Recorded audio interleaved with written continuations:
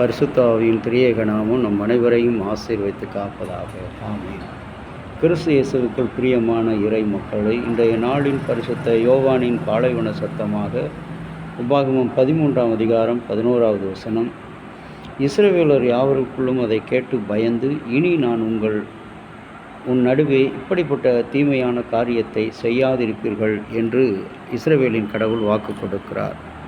இன்றைக்கு உலக வாழ்க்கையில் அநேக கிறிஸ்தவர்கள் ஏமாற்றப்படுகிறார்கள், மதம் மாறிப்போகிறார்கள், திருச்சபை விட்டு திருச்சபையை தாண்டி போகிறார்கள் என்று சொன்னால் காரணம் என்ன? சரியான ஆவிக்குரிய விழிப்புணர்வு இல்லை, ஆவிக்குரிய புரிந்து கொள்ளுதல் இல்லை, சத்தியத்தை அறிகிற அறிவு மிக மிக குறைவாக காணப்படுகிற காரணம்தான். இன்றைக்கு இந்த திருமறை பகுதியில் 13ஆம் அதிகாரத்திலே இஸ்ரவேல் மக்களுக்குள்ளாக அவர்களுடைய ஜனங்களுக்குள்ளே ஒருவர் இப்படிப்பட்ட ஒரு வல்லமையான தெய்வம் இங்கே இருக்கிறது, வாங்கள் நாம் ஆராதிக்கப் போவோம் என்று உன்னுடைய மகனாவது மகளாவது கர்ப்பப்பிறப்பாவது யாராவது கூறி வாருங்கள் வணங்குவோம் என்று சொன்னால் நீங்கள் அவர்களுக்கு செவி கொடுக்க வேண்டாம், அவர்களை கொலை செய்யவும் வேண்டாம் என்று இஸ்ரவேலின் கடவுள் எச்சரிக்கிறார். ஆகவே கர்த்தருடைய வழிநடத்துதல் என்பது எவ்வளவு அற்புதமானவைகள், ஆச்சரியமானவைகள், அதிசயமானவைகள் என்பதை இன்றைக்கு நாம் அறிந்து கொள்ள வேண்டும். இந்த நேற்று முந்தின நாட்களுக்குள்ளாக செய்தித்தாளிலே நாம் படித்திருப்போம், ஒரு குழந்தையை அது நேரம் தவறி பிறந்து விட்டது என்று சொல்லி அதனுடைய தாத்தாவே அந்த குழந்தையை கொண்டு விட்டதாக செய்தித்தாளிலே பார்ப்போம். இன்றைக்கு இப்படிப்பட்ட நிகழ்வுகளுக்கெல்லாம் காரணம் என்னவென்று சொன்னால், சரியான ஆன்மீகத்தில், ஆவிக்குரிய ஜீவத்தில் கடவுள் என்ன சொல்லுகிறார் என்று வாழ்க்கையில் என்பதை அறியாமல் வாழ்ந்து கொண்டிருக்கிற காரணம் தான். இன்னைக்கு கிறிஸ்தவர்களிடையே கூட இது போன்ற பொய்யான ஒரு பக்தி, பொய்யான ஒரு ஆவிக்குரிய ஜீவியத்தை நாம் காண முடிகிறது. ஆகவே அன்புக்குரிய இறை மக்களே, இந்த பரிசுத்த யோவானின் பாலைவன சத்தத்திலே இனிமேல் உங்கள் நடுவில் இப்படிப்பட்ட சோதனைகள், இன்றைக்கு இந்த ஊழியக்காரர் நம்முடைய இல்லத்துக்கு வருகிறார், இந்த ஊழியம் செய்கிற இயக்குனர்கள் வருகிறார்கள், அவர்களுக்கு நம்மால் இயன்ற காணிக்கைகளை கொடுப்போம். ஆனால் கொடுப்பதோடு அவர்களுடைய போதனைகளிலே நாம் மிக எச்சரிப்பாக இருக்க வேண்டும்.